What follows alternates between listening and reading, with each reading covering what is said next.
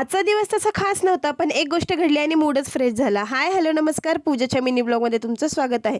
आज घर आवरताना सार्थूच्या पप्पांचा खूपच राग आला, कारण का ओला गच्च टॉवेल बेडवर टाकून जातात, जराही वाळत घालायला नको म्हणतात.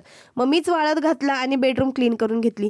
आणि घरातल्या सगळ्या बायकांना लागलेलं एकच काम आहे ह्या पावसामुळे, की ओले गच्च कपडे आणून घरामधल्या दोऱ्यांवर टाकायचे आणि वाळलेले कपडे बेडरूममध्ये घड्या घालून ठेवायचं.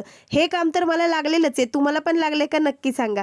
मग गेलं लगेचच मी आले किचन ओट्याकडे. आज स्वयंपाक करून किचन ओटा क्लीन केला नव्हता, त्यामुळे लगेचच मी किचन ओटा क्लीन करायला घेतला. आधी तर भांडी घासून घेतली होती, कारण अस्वस्थ ओटा मला तर बाई बघवत नाही अजिबात. त्यानंतर मी आज फ्रीजवरचा एक ट्रे जो आहे कॉमन, ज्याच्यामध्ये की ना सगळेजण जे हातात भेटेल ती वस्तू नेऊन त्या ट्रेमध्ये टाकतात, तो ट्रे आज आवरायला आला होता.